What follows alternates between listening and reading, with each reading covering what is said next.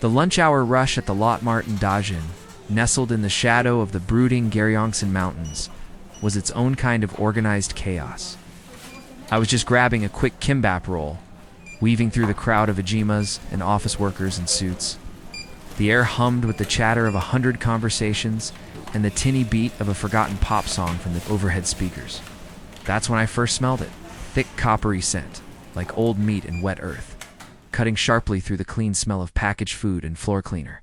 I wrinkled my nose, assuming a seafood package had burst somewhere in the refrigerated section. I turned down the largely empty dairy aisle to avoid the crowd, my shoes squeaking on the linoleum. The chill from the milk coolers was a sudden relief, and that's when I saw him. A man, standing perfectly still at the far end, facing the wall of yogurt drinks. He was tall, too tall, and wore a long, dark coat that seemed to swallow the fluorescent light. Something about the way he stood was wrong and naturally rigid, like a mannequin.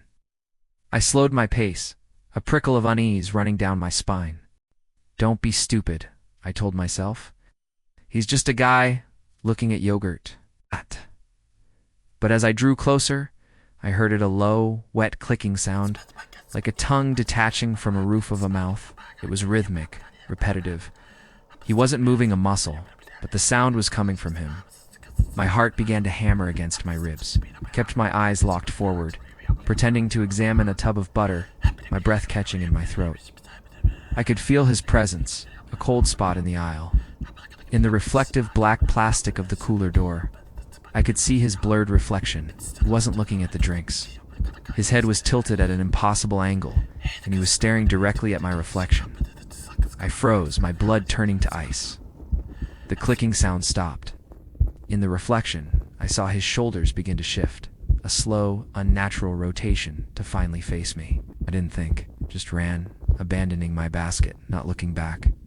I burst out into the bright, noisy main thoroughfare, my chest heaving. An old woman gave me a strange look. No one else seemed to notice anything amiss. The normalcy was disorienting. I leaned against a display of instant noodles, trying to calm my racing heart, convincing myself it was a panic attack, a trick of the light. I took a deep, steadying breath and glanced back toward the dairy aisle, now bustling with people. He was gone. A wave of relief washed over me, so strong I almost laughed. I was just being silly.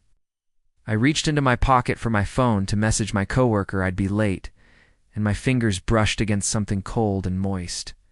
I pulled it out. It was a single, empty, plastic yogurt drink lid, the foil seal peeled neatly back.